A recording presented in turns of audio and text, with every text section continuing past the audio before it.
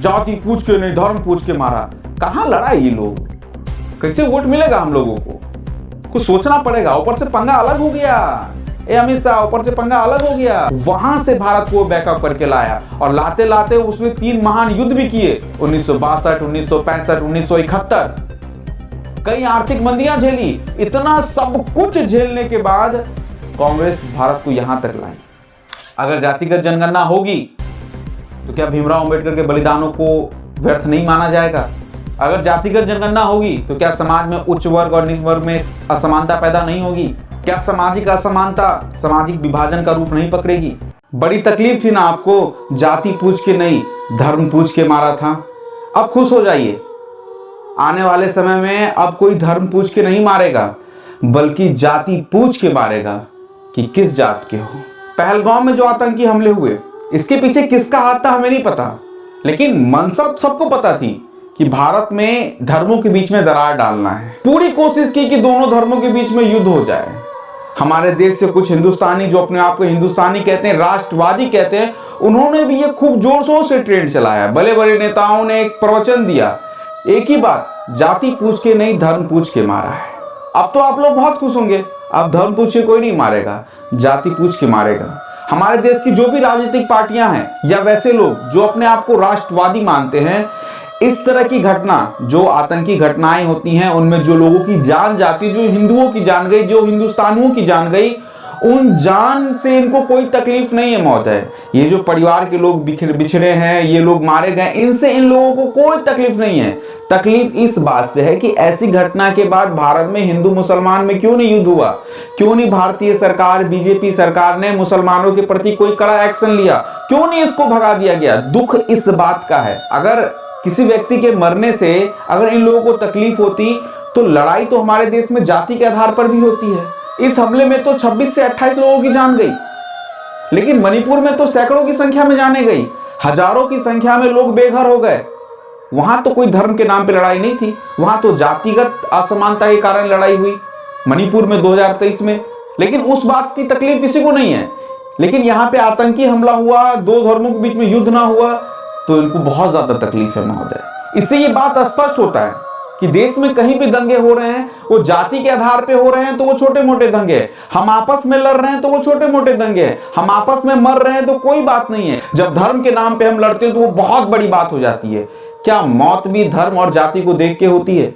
अब आतंकवादियों को बारूद बंदूक नहीं दी जाएगी, बल्कि नक्सलियों को बारूद बंदूक पहुंचाई जाएगी, क्योंकि अब तो जाति के बीच में लड़ाई है, अब तो जाति में लड़ना है। अब आप लोग बोल रहे हो कि ये जाति जनगणना तो बहुत अच्छी बात है, मैं भी मानता हूं। जब भी जनगणना की बात होती है, भले वो आजादी से पहले हो या आजादी के बाद हो, जब भी जनगणना हुई है तब जातिगत जनगणना की बात उठी है। चाहे वो पंडित जवाहरलाल नेहरू के समय में हुई हो या 2011 में मनमोहन सिंह के समय में हुई हो, जातिगत जनगणना तो हुई थी। लेकिन 2011 में जो जनगणना हुई थी उसमें आंकड़ों को सार्वजनिक नहीं किया गया। अभी तक गृह मंत्रालय के पास वो आंकड़े पड़े हुए हैं, उसे सार्वजनिक नहीं किया गया। शायद उन्होंने ये कह दिया था कि कुछ कमियां रह गई, डाटा कलेक्शन में कुछ कमियां रह गई, त्रुटियों को दिखा के आज तक सार्वजनिक नहीं किया गया। लेकिन सबसे बड़ी बात है कि ऐसे घटना के बाद जो पहलगाम में हुआ, 2 धर्मों को लड़ाने की कोशिश की गई, हम 2 धर्म भारत में नहीं लड़ पाए, एक हो गए, तो आपने जाति के नाम पे जनगणना शुरू कर दी। और वैसे पार्टी बीजेपी आपने मोहर लगा दी जो आप इस जातिगत जनगणना के बिल्कुल खिलाफ थे। विपक्षी पार्टी तो चाहे वो आरजेडी हो या कांग्रेस हो, वो तो पूरी अड़ गई थी कि हम जातिगत जनगणना को पास करवा के छोड़ेंगे। हम सोचते थे बीजेपी चलो अच्छा काम कर रही है, क्योंकि जाति के नाम पे हमें नहीं लड़ना चाहिए था। नितिन गडकरी का भाषण हम सुनते थे, योगी जी का भाषण सुनते थे, और ऐसी भद्दे भद्दे भाषण सुना करते थे, और उसको आके आपने इस समय में पास कर दिया और बोल रहे हैं मास्टर स्ट्रोक। ये मास्टर स्ट्रोक नहीं है, ये राजनीतिक स्ट्रोक है। लोगों को लग रहा होगा बहुत सकारात्मक प्रभाव है, बहुत सकारात्मक प्रभाव है। आपको लग रहा होगा कि जो जाति है उनकी जनगणना हो जाएगी तो पता लगेगा कौन सी जाति कितनी संख्या में है, उसको उस आधार पे उसको लाभ दिया जाएगा, उतनी अधिक मात्रा में उसको लाभ दिया जाएगा, उतनी अधिक मात्रा में उसको अधिकार मिलेगा। लेकिन महोदय, कभी आपने ये सोचा है कि समाज में एक कैसा माहौल पैदा होगा? आज से हजारों साल पहले हमारा समाज किस तरह जाति की भावनाओं से ग्रसित था। कहीं ये जातिगत जनगणना जो हो रही है, अगर इसके वजह से भविष्य में अगर जातियों के बीच में असमानता पैदा हो गई तो पता है क्या होगा? वही होगा जो डॉक्टर भीमराव अंबेडकर के सामने हुआ था। बाबा साहब ने छोटे जातियों को अधिकार देने के लिए बहुत लड़ाई लड़ी, संविधान का निर्माण किया और अंत में तंग आकर, इस जाति समीकरण से तंग आकर उन्होंने अपना धर्म त्याग दिया। एक दिन ऐसा ही मंजर पैदा ना हो कि जो भी हिंदू धर्म के लोग हैं, जो हिंदू में वास्ता रखते हैं, जो हिंदू से जुड़े हुए हैं, इतनी जातिगत असमानता फैल जाएगी, अल्पसंख्यक बहुसंख्यक में लड़ाई फैल जाएगी, बहुसंख्यक अल्पसंख्यक को दबाएंगे और ऐसा ना हो कि ये जातियों के चक्कर में परेशान होकर ये अपना धर्म ही परिवर्तन कर लेंगे, जैसे बाबा साहब ने किया था। और लोगों को ऐसा लगने लगेगा कि हिंदू जो धर्म है वो मानवता का धर्म नहीं है। इसीलिए महोदय, सकारात्मक प्रभाव को सोच के राजनीतिक पार्टियों ने ये कदम उठाया है, लेकिन सब जानते हैं, दुनिया जानती है, हम जानते हैं, आप जानते हैं कि राजनीतिक पार्टी जो चीज दिखा के काम करती है वो एक्चुअली होता नहीं है, उसके पीछे कई राजनीति सेट होती है। क्या राजतंत्र की वो बातें भूल गए जब छोटी जातियों को कुएं में पानी पीने का अधिकार नहीं था, मंदिर में जाने का अधिकार नहीं था, पूरा बदन ढकने का अधिकार नहीं था? फिर वैसा ही माहौल घूम के आएगा। हम जानते हैं कि दुनिया गोल है, दुनिया घूम के एक दिन वहीं आएगी। एक एग्जाम्पल बताना चाहता हूं, दुनिया इसलिए मैं बोल रहा हूं गोल है कि पहले जमाने में लोगों के पास कपड़े नहीं हुआ करते थे, वस्त्र नहीं हुआ करते, तो लोग वस्त्रहीन होके घूमा करते थे, जो हमारे आदिवासी लोग थे, हमारे पूर्वज थे। लेकिन अब वस्त्र है तब भी लोग निवस्त्र होके घूमते हैं, क्योंकि दुनिया गोल है, दुनिया वहीं आ रही है। एक दिन देख लीजिएगा इंसानों के शरीर पे कपड़ा नहीं होगा, धीरे धीरे कपड़ा घट रहा है। तो वही बात है, जो जाति को हम पहले छोड़ के आए थे, अब आप राजनीतिक पार्टियों के चक्कर में वो जाति फिर से आ रही है। हम जाति जनगणना क्यों कर रहे हैं? अगर देश का विकास करना है तो हम इस बात की गणना क्यों नहीं कर रहे हैं कि कितने लोग गरीब हैं, कितने लोग बेरोजगार हैं, कितने लोग अधिकार से वंचित हैं, कितने लोग आर्थिक स्थिति के कारण आगे नहीं बढ़ पा रहे? इन चीजों की गणना क्यों नहीं कर रहे हैं? क्या जातिगत गणना करके हमारे समाज में समानता आ जाएगी? नहीं महोदय। बचपन में हमें एक कहानी बताई जाती थी अपने शिक्षकों के द्वारा, जब हम पढ़ते थे, कि हाथी एक बहुत बलशाली जानवर होता है, लेकिन उसके दो कान उसके आंख के पीछे होते, जिसके कारण वो अपने पूरे शरीर को देख नहीं पाता है, जिसके कारण उसे लगता है कि मैं इतना बलशाली नहीं हूं। जिस दिन हाथी अपने दोनों आंख से अपने पूरे शरीर को देख लेगा, पीछे कितना विशाल शरीर है, उसको इस बात का घमंड हो जाएगा और वो अपने शक्ति का प्रयोग करने लगेगा। ये एग्जाम्पल बिल्कुल जातिगत जनगणना पर सूट करता है।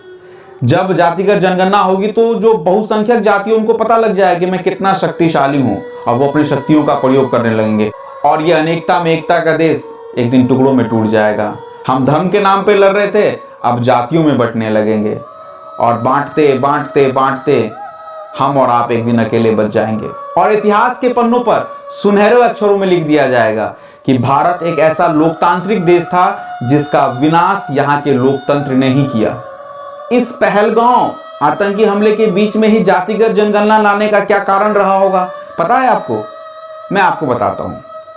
आपको लग रहा होगा मुझे कैसे पता? मैं अनुमान कर रहा हूं, मैं भी एक स्वतंत्र भारत का स्वतंत्र नागरिक हूं, मैं ये अनुमान कर सकता हूं, क्योंकि जिस तरह की विचारधारा समाज में राजनीतिक पार्टियों के द्वारा हमको दी जाती है, कल कहते हैं हम पाकिस्तान को उड़ा देंगे, कल कहते हैं कि आतंकवाद को खत्म कर देंगे, और आज आप रैलियां कर रहे हैं। तो जिस तरह की विचारधारा आप हमको दे रहे, तो हम ये अनुमान लगाते कि इस तरह का दृश्य हुआ होगा। कैसा दृश्य हुआ होगा? मोदी जी और अमित शाह एक साथ बैठे होंगे, और मोदी ने अमित शाह से पूछा होगा, ए चाणक्य, अरे बड़ा गड़बड़ सिस्टम हो गया है, क्या करोगे अब? बिहार में चुनाव है, हमला हुआ आतंकवादी। तो अमित शाह बोलेगा, हाँ हुआ। कहां टूटा कोई भारत में? हमने तो सभी बीजेपी के आईटी सेल जो है, ये गैंग, व्हाट्सएप गैंग जो है, इन्होंने खूब स्टेटस लगाया, जाति पूछ के नहीं धर्म पूछ के मारा। कहां लड़ा ये लोग? कैसे वोट मिलेगा हम लोगों को? कुछ सोचना पड़ेगा। ऊपर से पंगा अलग हो गया, ए अमित शाह, ऊपर से पंगा अलग हो गया। अब सब भारत का लोग हमको बोल रहा है कि पहले पाकिस्तान से लड़ो, विपक्षी लोग बोल रहा है पाकिस्तान से लड़ो, हमको नालायक बोल रहा है, हमको कमजोर बोल रहा है, सब कुछ बोल रहा है। अब कैसे होगा मामला? कैसे लड़ेंगे पाकिस्तान से? ये तो लेना का देना पड़ गया। अमित शाह अचानक आदमी, दो चार माथा खुजलाए होंगे, अब पूछे, मोदी जी, हाँ कितना वोट चाहिए आपको राज करने के लिए इस देश में या किसी क्षेत्र में? तो मोदी ने कहा, है अमित शाह जी, आप नहीं जानते हैं ये बात, आप तो चाणक्य हैं। अरे बहुदलीय शासन व्यवस्था है इस भारत में, अगर 30% भी वोट अगर एक पार्टी ले आती है तो वो सबसे बड़ी पार्टी बनेगी और वही राज करेगी। तो हमको तो लगभग 30% वोट लाना है 100% में से। तो अमित शाह बोले, अरे महाराज, तो धर्म के नाम पे मत लड़ाइए, धर्म के नाम पे बहुत दिक्कत है, विपक्षी एक हो जाता है, पाकिस्तान का नाम बार बार लाना पड़ता है, पाकिस्तान से लड़ने के लिए जाना पड़ता है, वो लड़ नहीं पाएंगे, क्योंकि नहीं लड़ पाएंगे इसलिए क्योंकि हमें आर्थिक मंदी नहीं हम झेल पाएंगे, अशांति होगी वो हम नहीं झेल पाएंगे, विपक्ष का दबाव नहीं झेल पाएंगे, इंदिरा गांधी तो हम है नहीं जो फटाक से लड़ लेंगे। तो बहुत दिक्कत है इस धर्म के नाम पे लड़ाई पे। एक काम करते हैं ना, जाति के नाम पे ही लड़ा देते हैं, जातिगत जनगणना करवा देते हैं। तो मोदी बोले, अरे हम लोग तो जातिगत जनगणना के बहुत खिलाफ थे, हमारे नितिन गडकरी बोले थे कि जो करेगा जाति की बात उसको मारेंगे लात। हमारे जो योगी जी हैं वो भी तो बोले थे कि जो जाति की बात कर रहा है इसका मतलब उसमें रावण का डीएनए है, तो कैसे कर दें। तो अमित शाह बोले, मोदी जी दूसरा कोई रास्ता भी तो नहीं है, अरे हमारे अंदर राजनीतिक पार्टी में तो बर बेइज्जती चलती रहती है, हमें तो सत्ता चाहिए ना। तो मोदी जी बोले, हाँ सत्ता चाहिए, तो एक काम कीजिए ना, आप छोड़िए ना धर्म के नाम पे लड़ाई, ये लोग नहीं लड़ रहा है भारत में धर्म के नाम पे। कितनों हम लोग आतंक मचा रहे हैं, करवा रहे हैं, हमले करवा रहे हैं, बारूद व्यवस्था करवा रहे हैं, हथियार व्यवस्था करवा रहे हैं। ये मैं इसलिए बोल रहा हूं महोदय, क्योंकि आपने मोदी जी का एक भाषण सुना था जब वो प्रधानमंत्री नहीं थे, उन्होंने कहा था, निशाना साधा था विपक्षी को, कांग्रेस को, कि ये आतंकवादियों को इतनी भारी मात्रा में हथियार कहां से मिलते हैं, इतने भारी मात्रा में वेपन्स कहां से मिलते हैं। यही बात तो हम आपसे पूछ रहे हैं, वो कहां से मिलते थे, कहां से मिले, कहां से आए, कहां चले गए। खैर वो आप जानिए, आते हैं संवाद पे। तो अमित शाह मोदी जी बोलते बहुत टेंशन है इसमें। अब सब लोग बोलता है कि हम लोग आतंकवादी को हथियार दे रहे हैं, बम दे रहे हैं, बहुत क्वेश्चन है। एक काम करते हैं, जातिगत जनगणना करवा देते हैं, जो जाति सबसे ज्यादा होगी उस पर अपना अधिकार दिखा देंगे। अब जाति में लड़ाएंगे क्योंकि हमको 30% वोट चाहिए, 30%। हम देख लेते कौन जाति बहुसंख्यक है, उसको अपने साइड रख लेंगे, क्योंकि भारत में अभी तक तो हम लोग धर्म की लड़ाई कर रहे थे, और धर्म की लड़ाई में हिंदू बहुसंख्यक है, हिंदू को तो अपने हिसाब से अपने कंट्रोल में कर लिया था। लेकिन अब मामला गड़बड़ा रहा है, अब हिंदू में नहीं, हिंदुओं को भी तोड़ो, इनको जाति में तोड़ो, और हिंदुओं में भी जो जाति है उसमें भी जिसकी संख्या ज्यादा है उसको अपने अंदर ले लो। ऐसा करने से ना हम लोग की सरकार कभी गिरेगी नहीं। तो अमित शाह बोले, हाँ अब लग रहा है ये माहौल व्यवस्था ठीक है, कोई बात नहीं है, विपक्षी पार्टी बोल रही है ना कि करवाना है, तो हम लोग भी बोलते ठीक है, तुम्हारी बात को हम मान लेते हैं, चलो इतना दिन से तुम भूख रहे हो, आरजेडी कांग्रेस करवाना है जातिगत, चलो मान लेते हैं, फायदा तो हमारा ही होने वाला है।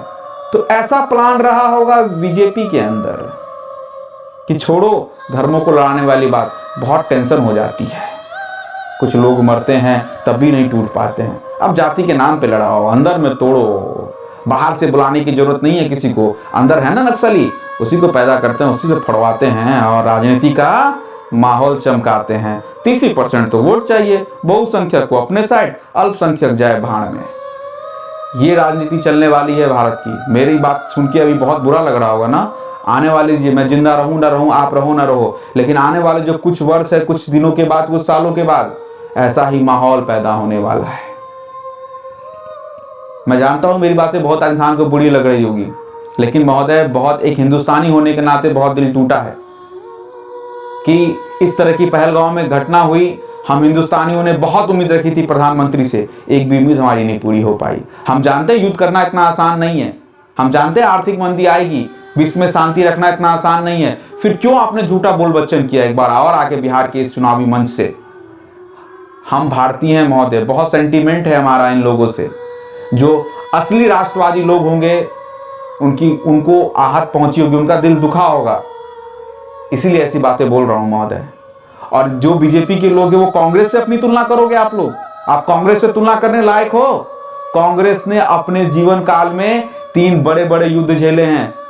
कांग्रेस वहां से उठा के लाई है भारत को जहां अंग्रेज भारत को लूट चुके थे, जहां पे सोने की चिड़िया कही जाने वाली भारत लूट चुकी थी। ना खेती के लिए कुछ था, ना गरीबों के लिए कुछ था, गरीबी गरीबी गरीबी, केवल गरीबी थी, कोई संसाधन नहीं था। वहां से भारत को बैकअप करके लाया और लाते लाते उसमें 3 महान युद्ध भी किए, 1962, 1965, 1971। कई आर्थिक मंदियां झेली। इतना सब कुछ झेलने के बाद कांग्रेस भारत को यहां तक लाई। और 2014 के बाद बोलते हो देश असली में आजाद हुआ है, आपने बहुत विकास किया है। अरे आपने कभी ऐसी समस्या झेली कहाँ है?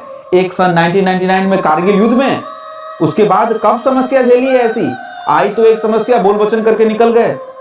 तो कांग्रेस की तरफ बनने की कोशिश मत कीजिए। मैं कांग्रेस का समर्थक नहीं हूं, लेकिन कांग्रेस ने जो त्याग किया है ना, वो भारत के लिए बहुत है। जिस आधार से कांग्रेस उठा के लाई है भारत को, वो भी बहुत बड़ी बात है। आपसे नहीं होगा, इसीलिए आप जो कर रहे हैं वो कीजिए। आप अच्छा कर रहे हैं, आप डिजिटल दुनिया में जी रहे हैं। कांग्रेस डिजिटल दुनिया में नहीं जीती थी। कांग्रेस से तुलना करने के लायक नहीं बने हैं आप लोगों ने जैसा बीज समाज में बोया है, समाज में फिर एक जिन्ना पैदा होगा।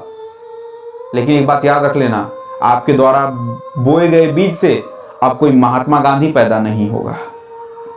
देश का सर्वनाश होगा, विनाश होगा। जब भी एकता में दरार आएगी, कोई इसको जोड़ने के लिए तैयार नहीं होगा, क्योंकि आप तमाम भारत को यही सिखा रहे हैं कैसे तोड़ा जाए, केवल एक सत्ता के लिए। खैर कोई बात नहीं, जो भी आप लोग हैं, जो भी जनता है, आपको अगर यही अच्छा लगता है तो बटिए, बांटिए।